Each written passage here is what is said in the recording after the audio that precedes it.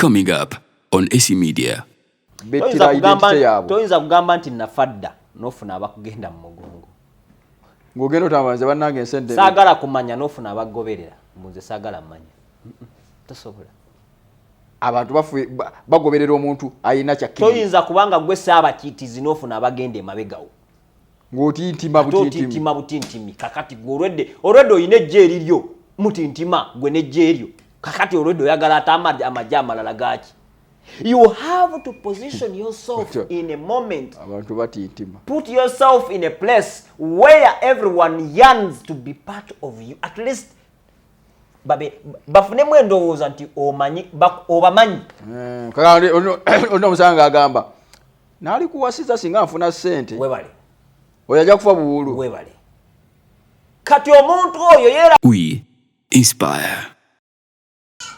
Aba YPA abakugu mu kukola amagoba nga bayita mu kulonda embuzi bazze okukuwonya obwavu anti balina obumanyirivu bwa myaka 12 beddo teweetaaga kuba na ttaka abakozi oba ebiseera gwe lundisa aba YPA ofune nusu ku nusu tebiri mu folofoto w'abazibye zaafudde oba zaabuze ofuna ssente yo nga teriiko agamba oba okufuna embuzi zennyini okumanya ebisingawo tusange ku kizimbe kya YPA building ku Lubaga Road okuliraana enkulungo ya Kabaka oba Nansana ku siteegi y'e Naluvule osobola okutukubira ku ssimu noti 7 noti 3 noti noti 34 oba noti 753 24 noti 6 5 noti oba kubira general manager waffe yennyini ku noti 772 23 45 86. Kati ekyo kyoyogerako eky'omuntu okubeera ng'asobola okusika abalala n'abattracting ne bamujja. Like a magnet. Ayina kubeera ng'akoze eki. Ekyo kyennyini kyennyini. Ayina okubeera nga mufuzi. Ng'ayize bafuga batya. Ng'ayize nfuka nti ow'ensonga. Waliwo akatabo oba Carnegie yakawandika, Greg Carnegie yawandika nagamba how to win friends and be loved by people. Kati obutabo buno butubusanga wali buli ne mu ofisi yange naye abantu abamu tebasobola kwewola asomeko. Bwakatwala agenda kakajuzaamu mpapula bakumesigi. Kumba ali mu kukuma. Ayinza okuba nga anyookeza ebigambo bimuyingire. Akuma musigire. Joshi kutumiddeko nnyo. Weewale kubeerayo nga otugoberera. Zino si mandwa. Seruganda gagala kutegeeza. People don't like you as a personality. Bakwagalako akaloosa akakuvaako. Webale nnyo. Baagala ebyo by'oyimirirawo ku lwabyo. They want what you stand for. Your values. Kyovolabanga Kapere asobola okuyitibwa mu America. Kapere ne bwafaanana. Fena tukimanyi Kapere alabika bubi. Naye Kapere nga bwafaanana bamuyita ajje mu America bamuwe ssente. Bamulabe. Ate naye akimanyi kye kimunjogeza wano. Tosobola kukyusa kati ye brandinga bwatyo. Sebabi gwe tumanyi wano sebabi. Yawasa omukazi omulungi. Oyo mukyala teyayagala bulungi oba bubi bwa sebabi. Ye sebabi, the king of babi. The mere fact. Oli afuukirawo queen of babi. Exactly. The mere fact that this person has something he stands for, he gains popularity. Ekitegeeza abantu bino batawaana okukopa abantu abalala. Toyinza kugamba nti nafadda n'ofuna abakugenda mu mugongo. Ng'ogenda otambaza bannange ensente. Saagala kumanya n'ofuna abagoberera. Mbuze saagala mmanya. Tosobola. Abantu bagoberera omuntu ayina kyakiri. Toyinza kubanga gwe saabakiitizi n'ofuna abagenda emabegawo. Ng'otintima butintimi. Kakati gwe olwedde oyina ejje eriryo. Mutintima gwe n'ejje eryo. Kakati olwedde oyagala ate amajja amalala gaaki. You have to position yourself in a moment. Abantu batintima. Put yourself in a place where everyone yearns to be part of you. At least bafunemu endowooza nti obamanyi. Kakati ono musanga agamba naali kuwasiza singa nfuna ssente. Webale. Oyajja kufa buwulu. Webale. Kati omuntu oyo yeerabidde ndi kakati ssente si ze ziwasa. Mutwe. Wano. Kuwasa. Kale ogenda kufuga mukazi bamufugisa ssente. Tetulina be tumanyi wano nga babaleseewo nga ate baziina ensimbi. Yes, azirina zimuyitaba naye mukyala n'agenda. Oluusi mbeera abamu balina embeera nga embeera zeziganye. Bwe tutyo bwe tulowooza oba olemeddwa, that is failure. Nakugambako nti osobola okubeera ne miliyoni 5 bw'omala emyezi 3 nga zikyali 5 olemeddwa, you are a failure. Olina okuyiga engeri gy'ozikubyamu. Ziteekwa kuba nga zikula. Tuli fembi. Olaba omuntu gwe wootuuse wano tokyawanvuwa, naye tugenda kuyitawo emyaka 5 tukulabe nti okuze.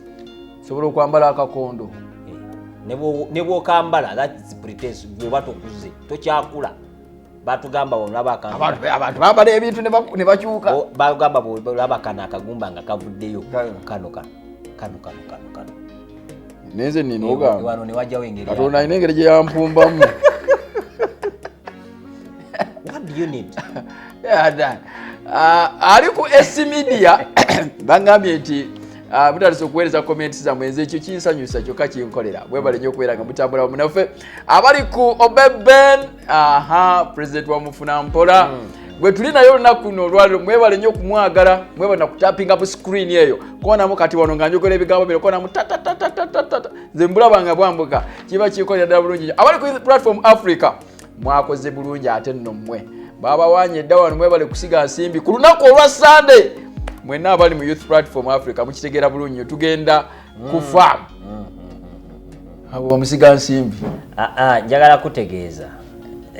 Bulijjo ngenda nga njogera ku radio gye baba mpise enjawulo nga twogera n'abantu ab'enjawulo ne bambuuza naye kaakati kiki ekifudde YPA ey'amaanyi? Nimbagamba ffe tetutunda product. Tutunda what seems obvious. Integrity.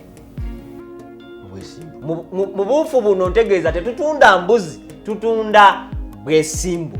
Naye abantu bakutidde. Twabadde mu mwoleso. Mwinagira wadde empita ayitamu. Bagamba tugenda kubeera mu mwoleso guno ogw'ensi yonna ogwawuma. Ngamba nteekwa okulaba ku mbuzi. Embuzi kilo 8 eyunga sigirabanga. Anti nakugamba tetutunda mbuzi. Abantu balabye embuzi ne bati. Tutunda bwesimbu. We walk the talk, we talk the walk. Ate nze embuzi yansanyusa ko lwe naliyo. Embuzi yava wansi negenda ku tebo waggulu wetu kwe bawandiikira. Ne bagamba mwenna muveeko. Wano wange kati. Neefukafukako. So enaku z'omwezi nga 15 tekyali kulanga kulala, kugenda. This time round tugenda misana. Naye kati abagala okugenda nga bo tebalinayo mbuzi tobasobola bakkiriza. Tujja kubakkiriza bamufuna mpola bannange mbamanya amaaso gaabwe gali mu ngalo abamu. Ayagala kusobola kulabako. Batonotono. Era nkimanyi oyagala genda era wasalawo oyagala gendayo zirabeko kakasente gye ziri. Nja kuwa chance ogendeyo zirabe naye wabafunidde mutambula ya bwerere. Olina okubookinga before Friday. Olaba Friday iseewo oba tokyasobola kubookinga si kwa maanyi kubanga oba osasula transport yakutwala n'akuza. Twala 2 kitundu genda 2 kitundu kudda zemitwala 5. So you have to book tukolere enteekateeka. Emmere tujja kuwa ya bwerere. Mufuna mpola munnange kimanyi oyagala nnyo okulya. Ali ku kabuzi. Emmere tujja gikuteerayo akabuzi gye kali akooke. Gwe just booking a transport wo mukama yatuwa naffe tugabira bwerere. Yatuwa bwabuwa naffe tubya bwabuwa. Tetutunda mbuzi, tutunda bwesigwa. Njagala kutegeeza. Ebintu bibiri ebyavuwaza oba ebigaggawaza. Eri omuntu ayagala okufuuka financially independent. Bibiri. Byokka. Ekisooka. Product, service. Byebyo bibiri byebyavuwaza ate era byebigaggawaza. Product bikwavuwaza bitya nga tobirina. Toyina kimu ku byo. Oba byombi tobirina. Ekitegeeza omuntu okugaggawala ateeka okuba nga ayina abantu kye bajja ne bakimeewuwe. Ekyo kituufu okyogedde bulungi. Talina kubeera na product oba service kuba osobola okubeera nazo nga tezigasa.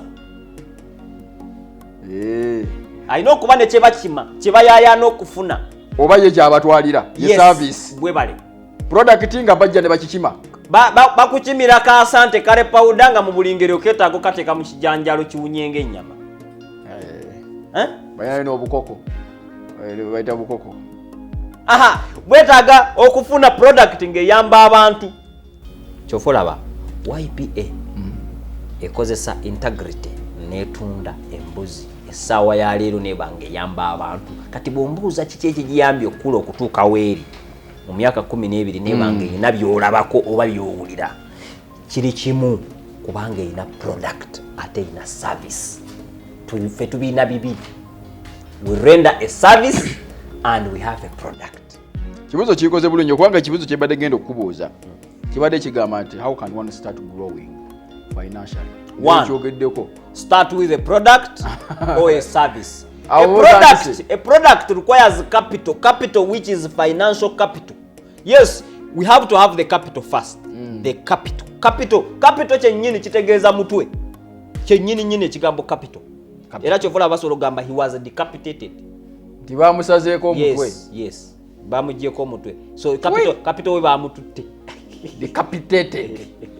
Sajja omu yangamba nti ekigambo kyava mu Balatini. Yes. Ekitegeeza capitalis. Yeah.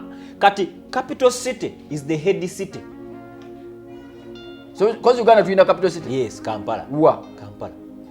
Kampala capital city? Capital city. Kyobula tulina Kampala Capital City Authority. Oyo alina obuvunaanyizibwa. Authority. Ina authority.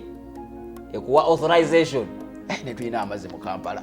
Era bwe mpulira capital city era authority ye kwasaganya amazzi ago.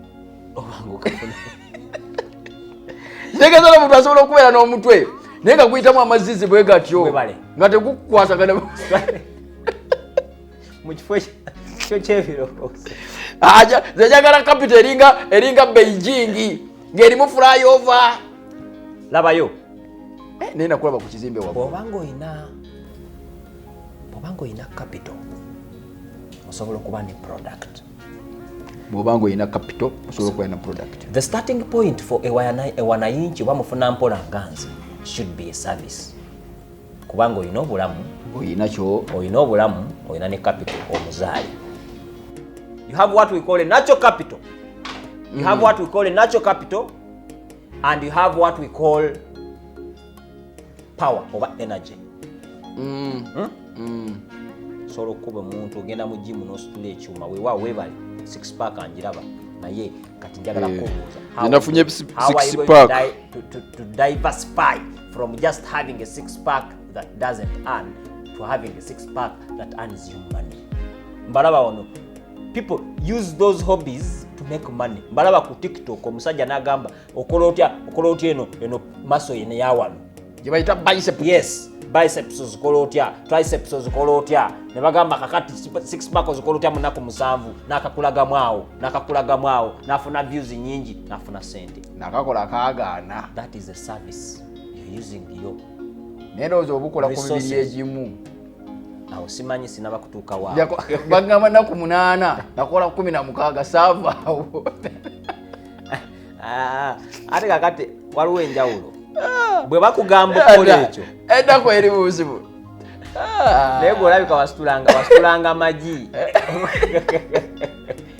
Naye nga mikono gyaffe abatugoberera abali ku SBDA, abali ku Youth Platform Africa, abali ku Obed nimwe abali ku Obed mwe tubaagala mmwe mwebale kubeerayo mutupushize tugenda namwe abali kuona musinzira okubeera nga mutulaba abali ku Youth Platform Africa mwebale nnyo mwebale eddala ate mwe abatapinze mmwe mwinamu akamu ak'enjawulo mwebale nnyo mwebale eddala. Olunaku olwo tutunulidde ensonga ofuuka otya financially free.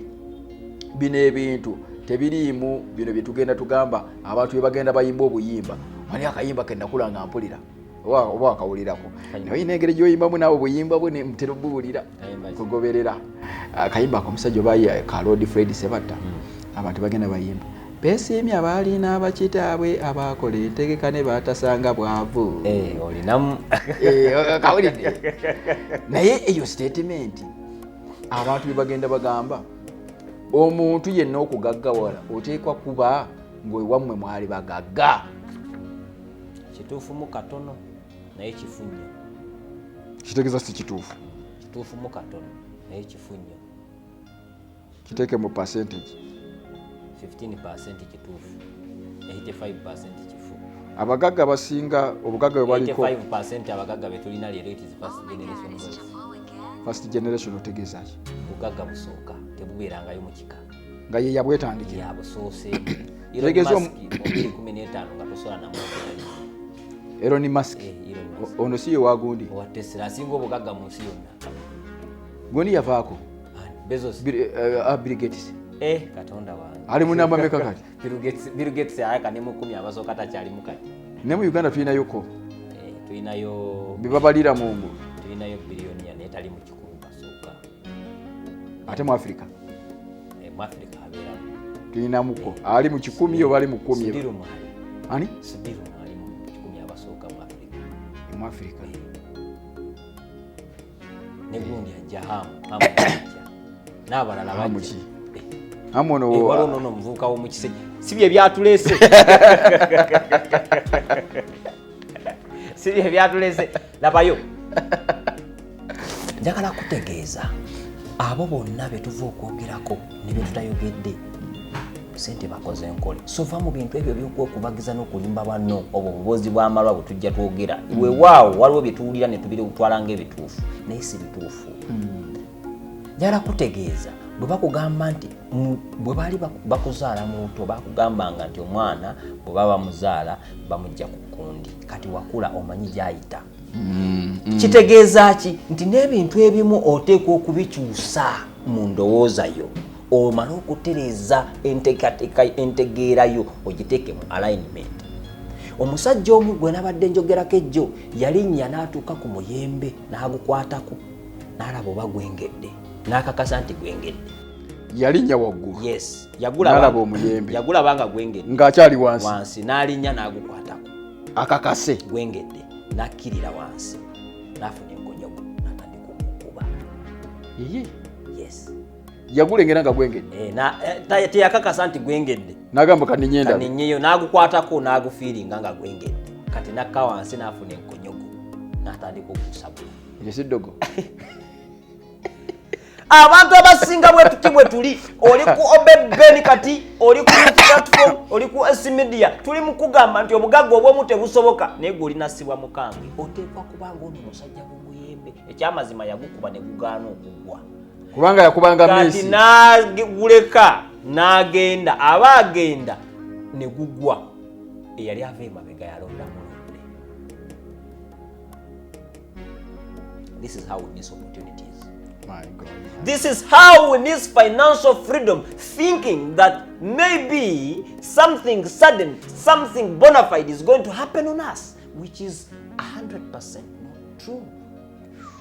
Tugada mu nsi ne twekubagiza naye nga amagezi bagatuukako labayo stages ez'obugagga ziri 3. Stages ez'obugagga ziri 3, ziri class 3, ziri process stages 3 nti osooka kwenu nodda kwenu nakubuuzaako wano lwaki tewazaalibwa na birevu singa gwe bakutta n'okutta naye kati bigenda bijja olina ebirevu ozaalibwa mwezi lunaku lumu ozaaliddwa naye ng'olina ebirevu kyetere tewali ayinza kubeera waawo kyetere badduka misinde bakuleka muleeba ne maama waakuzadde tabeera waawo Mukama Katonda nsaasira byonna bye nakola naye ng'azadde mwana just wa birevu gwe lwaki oyagala okuzaala sente kati oyise mu process oyo lubaala akulimba akusiba mu bwavu ekyo kyekituufu tolikyusa bulamu bwo tebuli financial independence eri mayiro 10 ate ne wakati waliwo omugga waliwo n'ekibira ekirimu engo toyitawo kwegamba buno obugagga oyina kugendera mitendera ku mitendera njagala kutegeeza kababeere bano abaana ba TikTok betulaba nakeera ku makya nakola video emu nefuna 200 million followers nafuna 200 million views nafuuka mugagga bw'atakukozesa mitendera gino abeera mwavu wadde alina following ereeta sente omuntu okufuna ennyo kyanjawulo n'okubeera omugagga bino bibiri bisumbuwa abantu ono afuna nnyo ayingiza steady income ejja buli kaseera kubanga alina 200 million followers oba biki vitu buli kaseera asuubira nti waliwo ekijja buli kaseera asuubira waliwo ekijja gigs zijja afuna maybe payments from those companies n'abamuyitanga brand ambassador which that is very okay but it doesn't guarantee wealth. When you get money, there are procedures you have to take. How you get money matters the least. Actually, the least. Ozifunye otya tetufaayo. Naye ozikuumya otya? The ends justify the means. Gofunye sente kubanga nona zirino oba wasoma wate wasoma. Kati bw'omaze okuzifuna kye kiddako. How do you use your money? When you get money, you invest it. First, you have to get money. Two, you have to invest it. Why do you invest it? For growth. Ekimu ku bintu ekitegeeza ebikuuma ne bireeta financial freedom. Yes. Omuntu bw'ofuna sente olina okusiga ozikuze zikule. Kale funa olubuto nga bw'olugyamu. Lwabo b'onoozaala. Lwabo b'onoozaala oba ofuna abaana. Kati abamu bakola investment ate ne bazijjayo. Ate afunye sente n'aziriirawo. Kale njagala kutegeeza. Yambale engato zijjemu tulabe bate bakutwala butabika. Ng'ozambala bw'ozijjamu. Bw'oziteekamu n'ozijjamu olunaku ne luziba bakutwala butabika. Kati wano olw'okuba financial independence erina kuba yiyo bakuleka mu society ne balinda lw'olifa. Elon Musk bamubuuza tulaba okoze ebintu bingi lwaki tokolayo ekintu ekigenda okukyusa obulamu bw'omuntu ng'awangaala.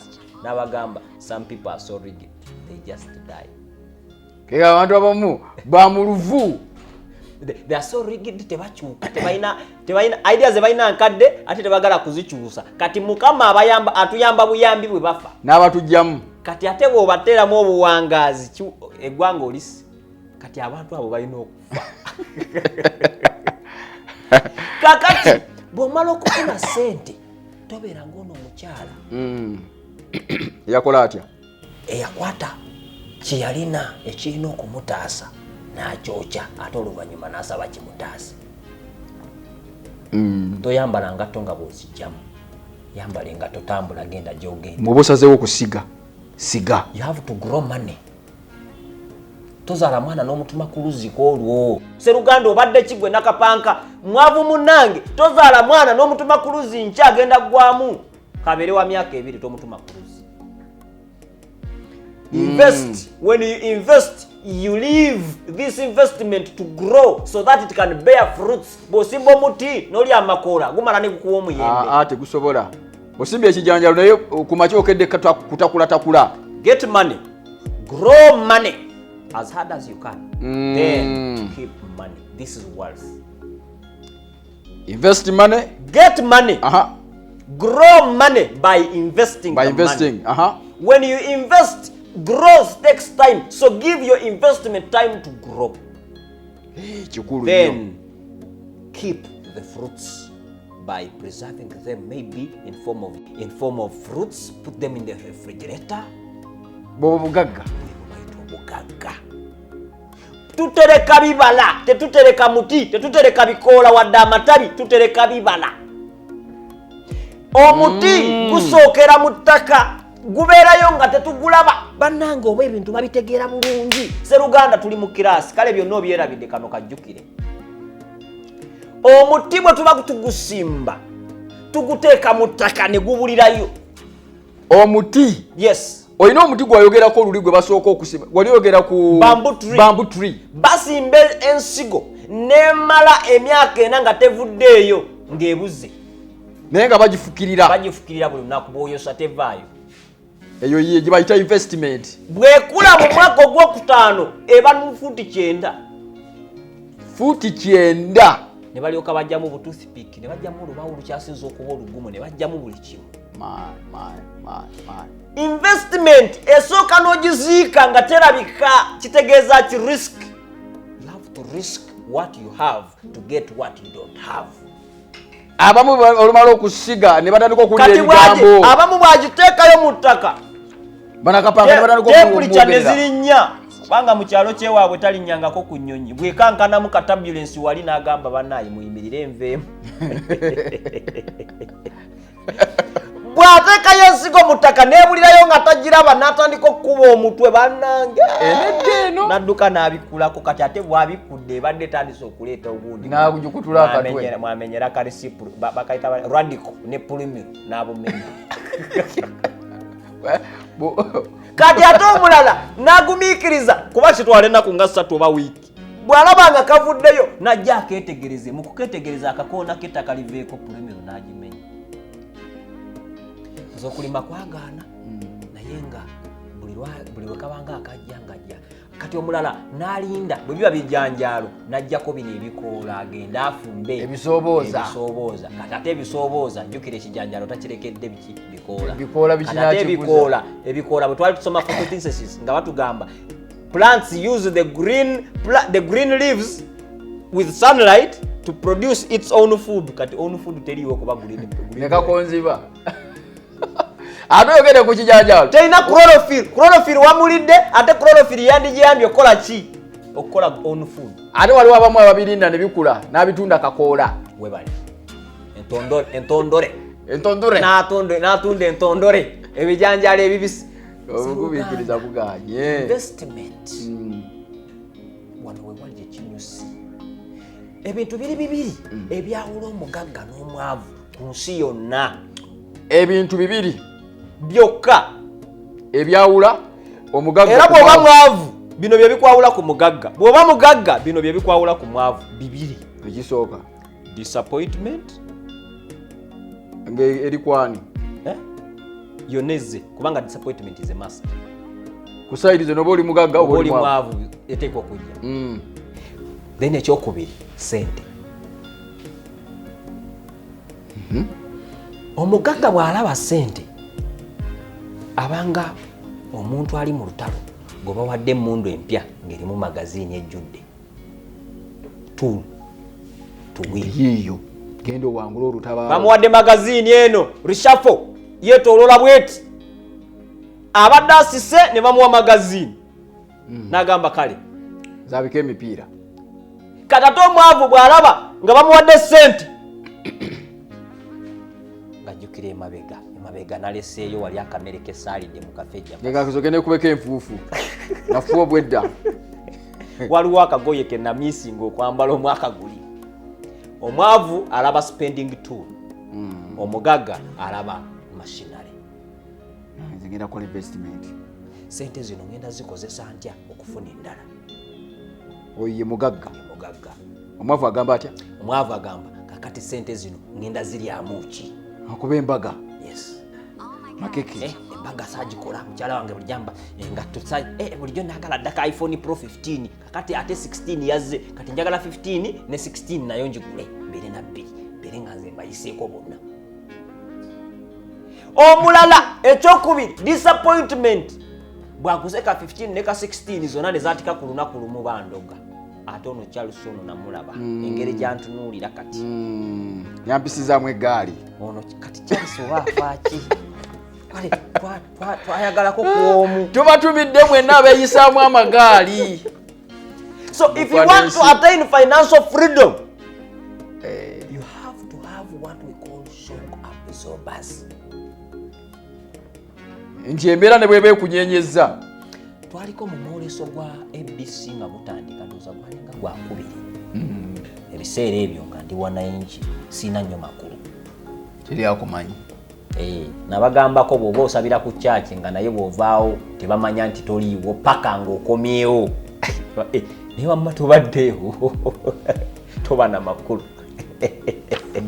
kakati nali siina makulu omusajja nampa miliyoni 17 mu kaveera aka black ng'akasibye mu ka green 10 nazinsanza mu ABC nangamba zino sente leero sande enkya ojja kuzintwalira mu kifo gundi ne gundi kubanze ngenda jinja waliwo ebinneetaaza 17 temperature ne zirinya temperature ne zirinya nendaba buli muntu nga ndaba mubbi nendaba buli muntu nga mutemu nendaba nga kakati nendabira ddala nga irereta ali mu kumpulaningira bwenva wano nensooka njugupira bye basomesa mu ABC byonna sirina kye nawulira ng'otidde.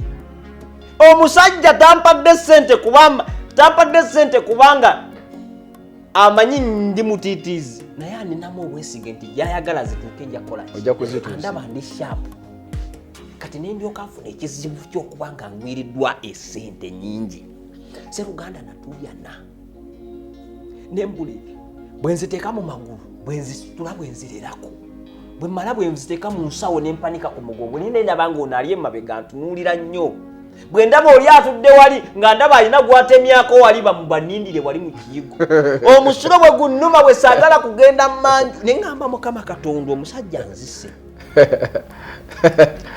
eyali atambulira ku booda ne taxi n'opangisa ne ŋŋamba special nene special ne ndaba ng'egenda kunziba bajja kuntuuka wali bantuge n'okola otyo kye nakola nagenda mu manju ne nsima ekinnya nentekamu ssente z'omusajja ne mba ntuuka ku geete ne nzijukira nti waliwo andabye nenzirayo nezijja olaba okubunaana okulyawo Sseruganda singa ssente zezaali zange nali nsobola n'okwetuga naye Mukama yanyamba the following day nabonaabona nazo eyali alina okutuuka ewaka saawa 4 natuuka saawa 6 bakayo Katonda bukya kakati okwebakako tekwaliwo kwokukya bwakya naye okwebaka tekwali wasula ogugumuka ekufulu kate ngula endala mu kkubo naye wano wenzigaliranga bulijjo nga sitaddewo kufulu eri bweru nafuna yene ali ku keesi munda mu nju nenjiteeka wano nenkwata ekigoye nensiba mu kantu kalika obunyolo buli obubi kakati ssente nenzikwata neneebaka nazo bwendi ofaana obugagga bwa musajja tempulita ziyinza okuba naawe zirinnya nga zinomola zinga olinamu 12 bwe zituuka mu kakadde nga zivaako nga waya zigenda zegattirawo n'ogula Pro 15 n'ogula Pro Max n'ogula Pro 16 n'ogula Pro Max n'ogula n'ebiteetaagisa nga tulatera okumaliriza president nsobi ki abantu ze bakola ze balemesa okutuuka mu financial freedom kyekyo kyennyini kyembaddeko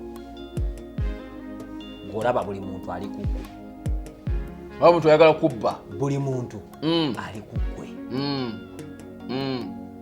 kakati ofunye akasente buli muntu ayagala gwe alaba gwe buli muntu agereza ku gwe buli muntu gwe gwategeera kakati gundi anandaba atya kakati gundi nkoze ntya mu kifo ky'okunoonya butya bw'okwata gundi oyo atandika okukola by'oyagala nodda mu gundi ali mukundaba gundi ande mukundaba gundi andabisa okay abali mwena batugoberera njagala kubasiima budde bwo butambula bulijjo era njagala kwebaza mwena abali ku S Media abali ku Youth Platform Africa mwebale nnyo kubeerayo abali ku IPA TV mwebale nnyo abali ku Obed Ben njagala kwebaza mwena bwe tutambudde nabo lunaku no olwaleero tulatera okubeera nga tuwunzika president naye njagalayo ebigambo ebisembayo wagenze n'otugamba ku Integrative Youth Platform Africa zikiriza nti waliyo omuntu ali eyo ng'agala okukola investment kintu kye twogeddeko ng'agala kikola akiteeke mu practice oba akifuule practical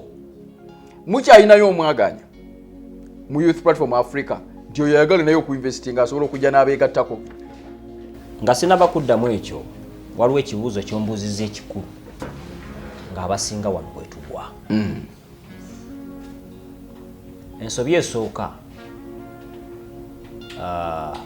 abali ku Youth Platform Africa abali ku Obed Ben njagala kubategeeza n'abali ku S Media ebintu biri bibiri byonna byanjawulo byonna bya mugaso naye si buli kya mugaso nti kyekirina okusooka teri muntu awasa nga tanaba kufuna mmere n'abeera n'obuwangaazi mu bufumbo tosobola kukeera ku makya n'owasa ng'ate toyina mmere waka n'ofuna obufumbo obuli successful era abapangirira bigwa osooka kusokiwalinga kya mmere webale n'olyokoleeta omwana w'abandi webale teri muntu agenda muleeba nga talina bugoye bwanaafuniramu mwana naye tuli mu nsi ng'omuntu ayingira business nga talina leesu zinaafuna kyakulya kisooka kuva mu bizinensi. Kati bwebanga bizinensi kiki omuntu kyalina okusooka okufuna? Bizinensi bwebanga ogiyingira ofuna ebintu ebinaaresiivinga amagoba agasooka. Bizinensi oba ogiyingira oyingira n'ebintu ebinaafuna loosi ezisooka. Ogenda n'obuleesu. Bw'ofuna amagoba agasooka ogenda gateekawa, obwo bwe buleesu. Bw'ofuna loosi esooka ogenda giteekawa, zesooka absorber. Mutumbaavu ki ategeera obulungi asobola okugamba nti abalamu tebalifa? Taliyo. Kakati bw'obanga tosobola kugamba nti omulamu talifa, lwaki oyingira bizinensi ng'olinga ayingidde eggulu? Nti tisobola kufa.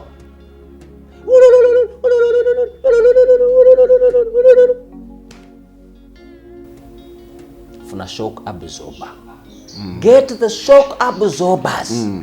If you have the shock absorbers, zeresu. Ezo leesu zennyini ze zijja okureceiving omwana omuto. That is what we are talking about.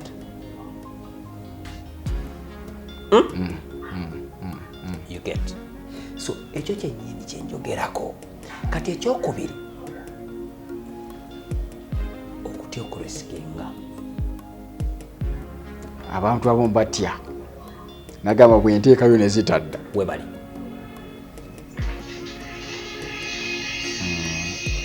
We reap what we sow. We reap exactly what we sow. Bw'otya okutya okulisikinga era by'ofuna. Ati kakati eyatya okufuna 0 era afuna 0. Toyina kyosize. Kitegeeza toyina kyosuubira. Kubanga toyina?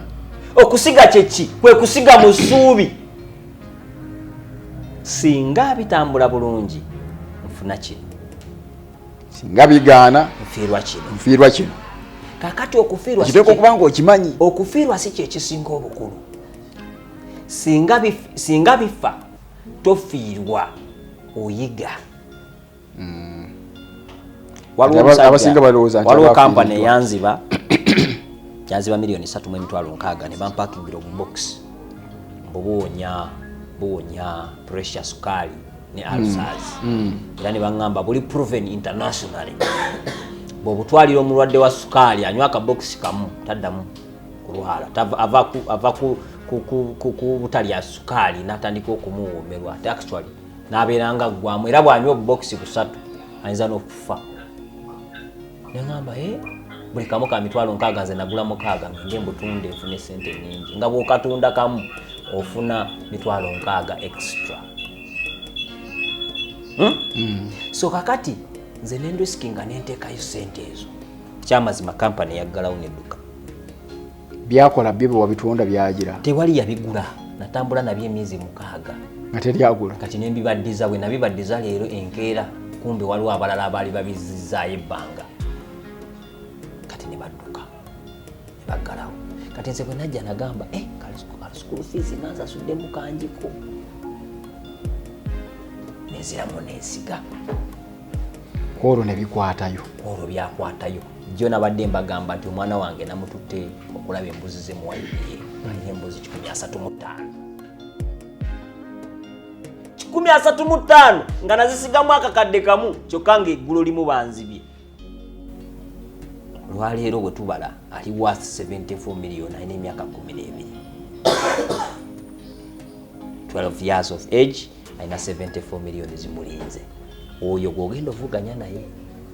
Mutabani wo avuganya n'oyo mu katale ke katya. Katale ke kamu. Nkulaga maanyi ga risk.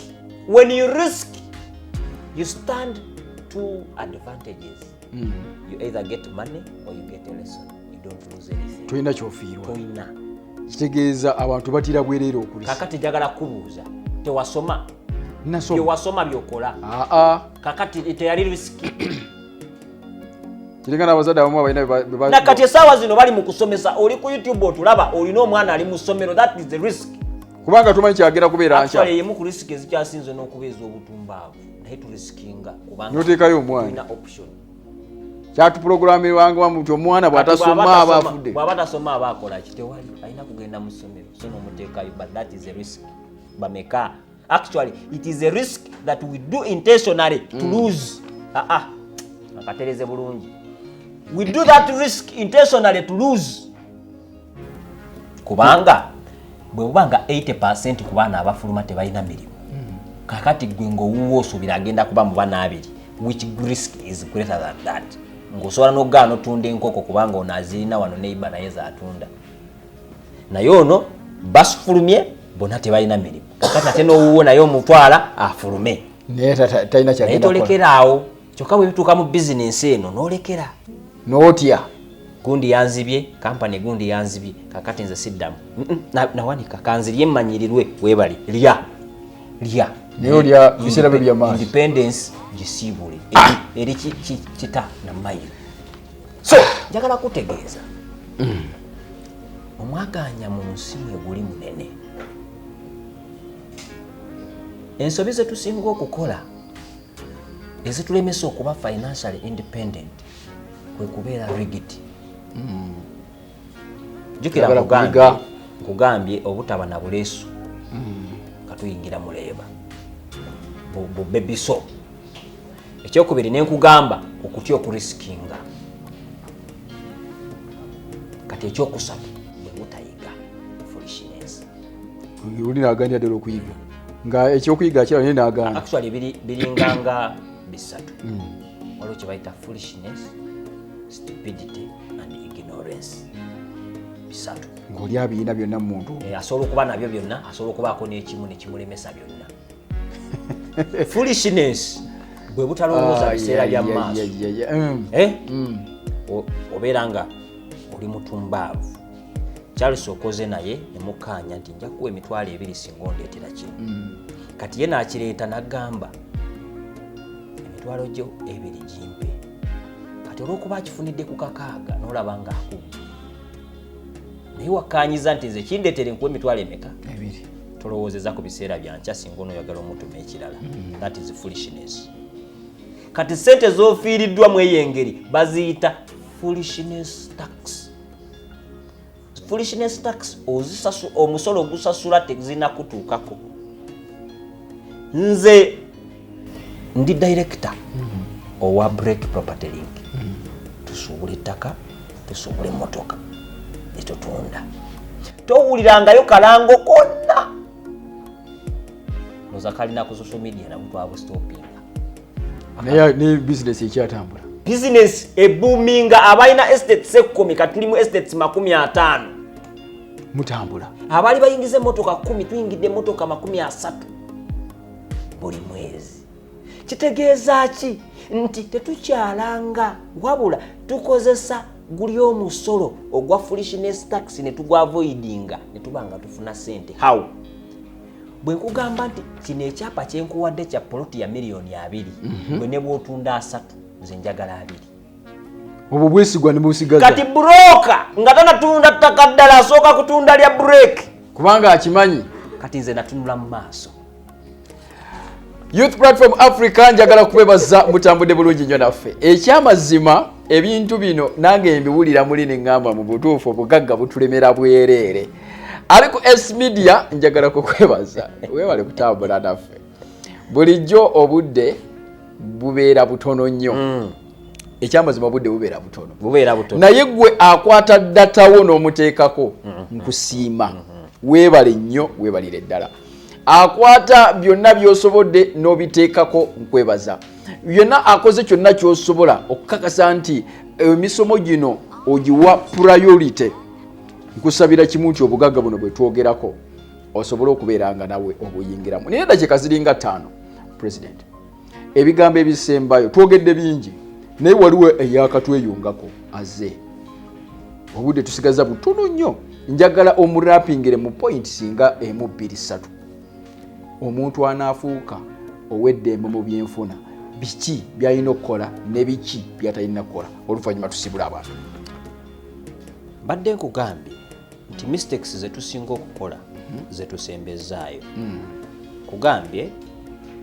funa obuleesu obuleesu butegeeza ki be prepared toyingira leeba nga tolina bebiso leeba kyeki ye business erimu loss erimu n'amagoba funa akaleesu nga kagenda receivinga byombi tofuna kaleesu ng'omwana bwafa omulekayo ne bwafa ojja naye era omuleeteramu obwo buleesu n'omusitula ng'omulamu paka 40 poto n'omuziika n'okomawo ate kikugana kuddamu kuzaala mwana mulala bale kakati ate bw'aba omulamu genda mu celebrating mulye enkoko munywe n'embaata baginywedde bunywe kakati ekintu ekyokubiri teri muntu yali agenzeko ku makya ebintu ebisinga bye tukola kakubeere kukola mwana oyo erina kuba nzikiza buli kintu kyolaba ekiri supernatural bakikola kiro mu nzikiza bakikolera mu nzikiza buli kintu kiri supernatural ideas okujja obulungi zirina kujja kiro si mu kitangaala kiro nga ensi yonna ewummudde abantu bonna beebase ebintu ebimera kyova olaba empeke y'ekinyeebwa bagiteeka mu ttaka mu nzikiza ekule so that is risk is the faith to invest where you don't see but with hopes exactly that it will come back and it will come back with ebirimba batukasuka kulaalira twajja nabeki nabirimba so kyekyo kye bagamba risk ekirala avoid foolishness avoid ignorance foolishness is the disability to foresee ate nze nanditegedde nti ekyandibaddewo wadde obba ssente wadde osuubira ki wabadde olimba you cannot lie for long kyensonga lwaki tewali mufera amala mwaka era omuntu yenna mbuuza nti kakati YPA tukakasa tutya nti temutubbe manya bumanya nti gwe saawa yonna bakubba tebantegedde omuntu yenna mbuuza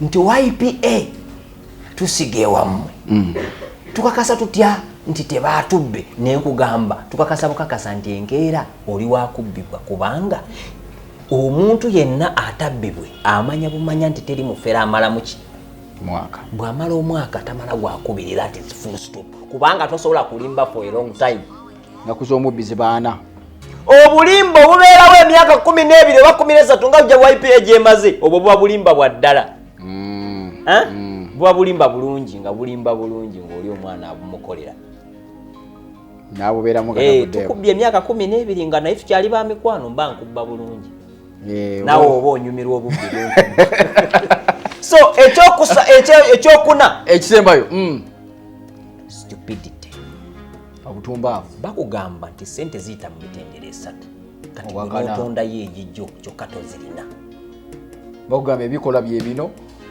akatiba akakuba bulooka ennungi kalina kuba 5-9 naye gwe n'ogamba nja kuba 2-3 anti bulooka nazikubako kyobola mbitegeera kati gwentunulira butunuulizi sibitegeera ebyo kwata mpapula by'omanyi akatiba akakuba bulooka ennungi kalina kuba bwe kati sayizi yeeno fundi n'akugamba omukubi wazo n'akugamba gwe n'ogamba okuva mu tawuni okujja ku YPA 2,000 ne bakusaba 5,000 naye n'ojja wano ne tukugamba bakubbye enkya toddamu kuziwaayo n'olulala ne bakuleetera 5,000 n'ogamba kati bano abali ku office tebakola batya kyokka gwe mulalu ekisembayo bwe butamanya omuntu yenna ayogera nti saagala mmanya ategeeza kimu ndi musiru kyekitegeeza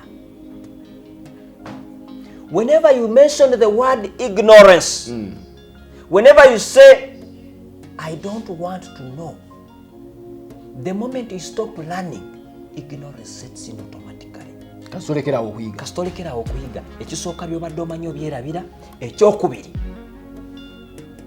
noba tokyayina kyotoyongerako ku bwongo obwo kusobola kukyusa kubanga waggaddewo dda kakati ebyo bw'omala okubijjawo kola bino funa sente siga bw'omala okusiga funa abantu abagenda okubugiriza bino byosize bisobole okukulaakulana kyova olaba nti YPA yakuteerawo platform platform eno ng'osobola okuba ng'ebintu byo bigulizibwa abantu abawera 300 nga bonna bateekamu obudde bwabwe ssaawa zaabwe 24 zibeera ku bintu byo abakuumi abalunzi abakozi bonna abanoonya akatale aba media bano boolaba bonna bali kubugiriza kintu ekyo kye watandika kibeerewo. That is the army we were talking about. That is the winning team. Tosobola kukozesa ssaawa za 24 ne bakongera ne ziwera essaawa 10 n'ogaggawala in a day. You have to use other people's money and time. That is what we call the OPTM principle. OPTM. Use other people's time and money to grow wealth. Okitegedde bulungi nnyo president wa bamufuna mpola omukulu Obed Ben gutubadde n'olunaku olwaleero atukoledde ddala bulungi nnyo. Njagala kusooka kwebaza nti weebale kubeera ng'otufisiriza obudde n'obeera ng'okwasaganyiza embeera eno okulaba ng'ekintu kyonna kitambulira ddala bulungi nnyo. Abadde ku Obed Ben TikTok account njagala kwebaza subscribinze asharinze. Thank you so very much. Ku lunaku olwokusatu jjukira kino tokyerabya ssaawa 2 ez'ekiro tugenda kubeera nga ne master class eno. Twagala kuyiga ku byansimbi ova otya wooli okubeera nga weeyongerayo. Era njagala okubeera nga nkwebaza mukwano gwaffe gwabadde ku AC Media. Weebale nnyo, weebalire ddala butatusuulira bulijjo n'obeerawo n'obeera ng'oyiga ebintu bino. Njagala kutegeeza ekintu kimu, agala okubeera ng'otuukako ku office za YPA. Genda wali ku Lubaga Road ojja kubeera ng'otuuka bulungi nnyo. Olunaku wali wetusimbye amaka ne tugamba tujja okubeera mu maka ga YPA twogere ku bintu bino eby'ensimbi ofuna otya ensimbi n'obeera financially free. Bwe tusobola okutuukawo buuza ku bikwatagana n'okusiga ensimbi mu bulunzi bw'embuzi obukola amagoba ojja kubeera nga obulamu bwo butambulira ddala bulungi nnyo. Gwatugobeera ng'oli ku YouTube weebale nnyo kusubscribinga atannaba kusubscribinga. This is your time. Subscribinga likinga akade kali kajigeeko bwe tutulayo content ajja kubeera nga gwasooka okubeera nga ate omufuna tubeere nga tutambulira ddala bulungi nnyo. Bwe obudde bulijjo obute butukulira obwejja okukolera nze munasingo Ssempija Charles mbadde n'omukulu Obed Ben olunaku n'olwaleero taata tusiimye alhamdulillah. Obutabo obwo tujje ddi tusobole okubeera nga tufunako tufune ku magezi ago. Kakati bw'obanga toyize buno obutabo bw'olina wano olwedde bukumala ate tufunye wano teri katabo keewoleka kuwa magezi. Musula bulungi mweraba.